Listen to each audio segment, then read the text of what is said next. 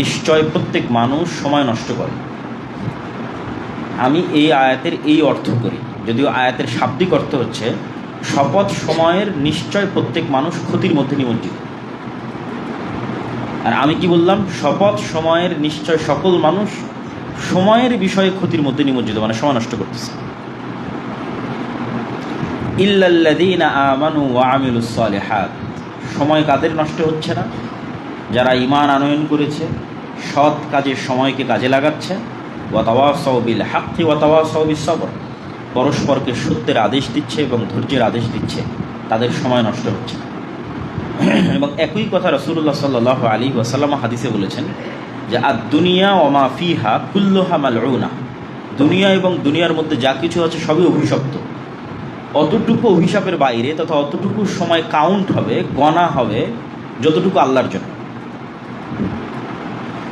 তার মানে কি আপনার ব্যবসা বাণিজ্য এগুলোও অভিশপ্ত? না, শুধু নিয়ত ঠিক থাকলে ওগুলোও কাউন্ট হবে।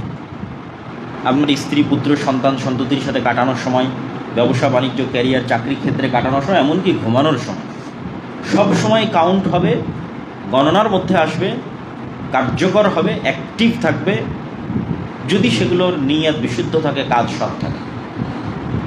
নাহলে দেখা যাবে জীবন পার করেছি 60 বছর, কিন্তু কিয়ামতের মাঠে দেখা যাচ্ছে যে আমার জীবন মাত্র 1 ঘন্টা অথবা 10 মিনিট। কেননা ওই একটা ঘন্টাই আসলে আমি আল্লাহর জন্য ব্যয় করেছিলাম। এই জন্য সময় খুবই ভয়ঙ্কর। এই জন্য ইসলামে প্রত্যেকটা আমল এবং প্রত্যেকটা ইবাদত সময়ের সাথে সূক্ষ্ম থেকে সূক্ষ্মভাবে কানেক্টেড। আর কোনো দিন, আর কোনো ধর্ম, আর কোনো রিলিজিয়ান পৃথিবীতে এতটা টাইম কানেক্টেড, টাইম ওরিয়েন্টেড নয়, সময় কেন্দ্রিক নয়। সাহারি, ইফতারি একদম ঘড়ি ঘন্টা ধরে এক্সাক্ট টাইমে হতে হবে। 5 ওয়াক্ত সালাত ঘড়ি ঘন্টা মিনিট সেকেন্ড ধরে একদম এক্সাক্ট টাইমে হতে হবে। আমরা রমজানের কথা বলি, আর যত আমাদের ঈদের সালাত বলি, যা আছে সব কিছু টাইম কানেক্টেড এবং টাইম ওরিয়েন্টেড। তথা আমরা যদি সময়কে একটা একমুখী সরল পথ হিসেবে কল্পনা করি, যে সময় একটা একমুখী সরল পথ, তাহলে ওই সময়ের মধ্যে মূলত আমরা ইবাদতগুলোকে ঢুকাচ্ছি। ওই সময়টাই মূলত আমার লাইফ। সময় পার হচ্ছে, ওর মধ্যে আমরা আমাদের কথা, কাজ, আমাদের ইবাদত, আমল, আখলাক সব ঢুকাচ্ছি।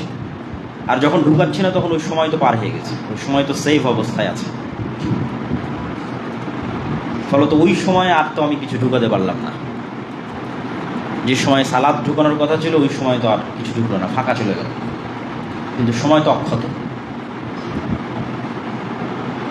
তো আল্লাহ সুবহানাহু ওয়া তাআলা পবিত্র কোরআন মাজিদের বিভিন্ন আয়াতে মানুষ দুনিয়ায় খেলতামাশায় মত্ত থাকবে এবং শয়তান মানুষকে খেলতামাশায় মত্ত রাখবে, এটির দিকেও ইঙ্গিত করেছেন। মানুষের সময় নষ্ট করাবে, এটার দিকেও ইঙ্গিত করেছেন। যেমন আল্লাহ সুবহানাহু ওয়া তাআলা বলেন, ফাখালাফা মিন বা'দিহিম খালফুন। সূরা মারিয়ামে যেখানে আল্লাহ এই আয়াত বলছেন, এই আয়াতের পূর্বে অসংখ্য নবীর ধারাবাহিক সংক্ষিপ্ত জীবনী আছে।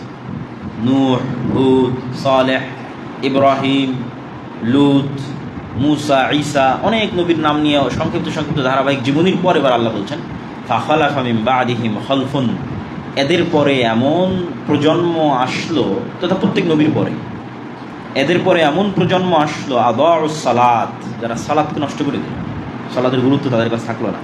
ওয়াত্তাবাউশ শাহওয়াত, এবং নিজের মনের প্রবৃত্তির অনুসরণ করলো, আল্লাহর কথা শুনলো না। ফাসাউফা ইয়ালকাউনা গাইয়া, এরা ধ্বংস হয়ে যাবে, আযাবপ্রাপ্ত, গজবপ্রাপ্ত হবে।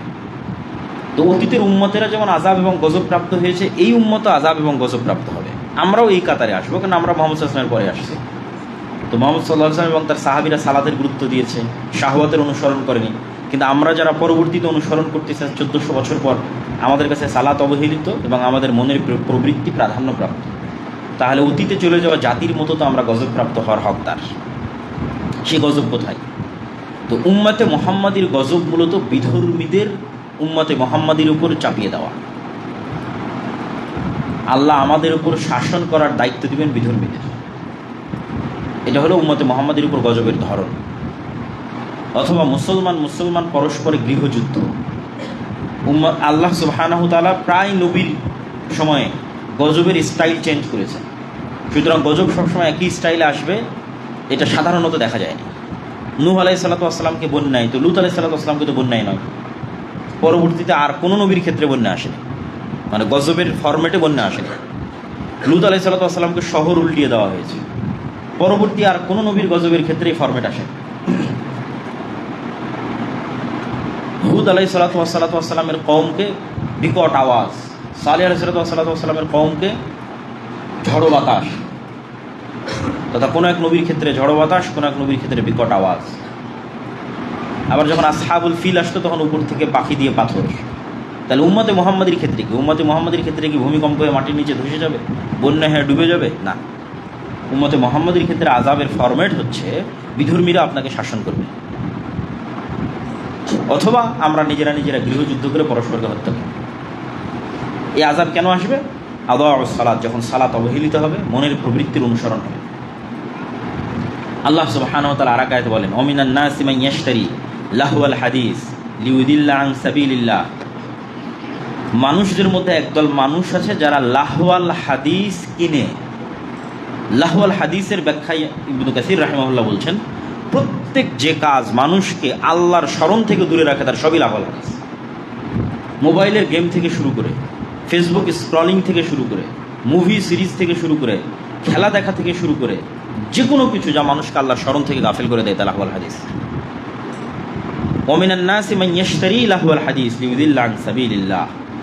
যারা লাহওয়াল হাদিসে ব্যস্ত হয়ে যায়, বা স্বাভাবিক বাংলা বললে অপ্রয়োজনীয় কথাও কাজে ব্যস্ত হয়ে যায়। মিন হুসনি ইসলামিল মারই তারকু মা লা ইয়ানি। একজন মুসলমানের সবচেয়ে ভালো গুণ কি? যা অপ্রয়োজনীয় তা পরিত্যাগ করে দিবে। কথা অপ্রয়োজনীয় বাদ বলবে না, গীবত, তোহমত, অপবাদ, আড্ডা, কমেন্ট, ফেসবুক অপ্রয়োজনীয় বাদ দিয়ে দিবে। যেটা শোনা অপ্রয়োজনীয় সেটা বাদ দিয়ে দিবে, যেটা দেখা অপ্রয়োজনীয় সেটা বাদ দিয়ে দিবে। পুরো জীবন হবে কি কেন্দ্রিক? পরকাল কেন্দ্রিক, যেটা সবচেয়ে গুরুত্বপূর্ণ। খায়রুন ওয়া আবকা, সর্বশ্রেষ্ঠ এবং চিরস্থায়ী। ওই জীবন তৈরিতে ফোকাস থাকবে যে আমার পরকালীন জীবন আমি বিল্ড আপ করতেছি, তৈরি করতেছি। এখানে আরও একটা জিনিস আমরা এই আলোচনার সাথে সম্পৃক্ত করতে চাই, সেটি হচ্ছে মানুষ সৃষ্টির পিছনে আল্লাহর তাৎপর্য, মহত্ব, ইচ্ছা এবং উদ্দেশ্য। ওয়াইয ক্বালা রাব্বুকা লিল মালাইকাতি ইন্নী জাইলুন ফিল আরদি খলিফা ক্বালু আতাজআলু ফিহা মান ইউফসিদু ফিহা ওয়া ইয়াসফিকু দিমা ওয়া নাহনু নুসাব্বিহু বিহামদিকা ওয়া নুকদ্দিসু লাক। আল্লাহ ফেরেশতাদের ডেকে বললেন, আমি পৃথিবীতে নতুন প্রতিনিধি তৈরি করতে চাই, পৃথিবীর প্রতিনিধি, পৃথিবীর দায়িত্বশীল। এতদিন পৃথিবীর প্রতিনিধি ছিল জিনেরা। তো ফেরেশতারা বললেন, আপনি পৃথিবীতে এমন দায়িত্বশীল পাঠাবেন যারা আবারও ফিতনা, ফাসাদ, রক্তপাত ঘটাবে জিনদের মতো। আল্লাহ বললেন, অথচ আমরা আপনার তাসবিহ এবং তাহলিল পাঠ করছি। তাসবিহ এবং তাহলিল পাঠ তো আমরা করছি, তাহলে নতুন সৃষ্টির কি প্রয়োজন? আল্লাহ বললেন, আমি যা জানি তোমরা তা জানো না।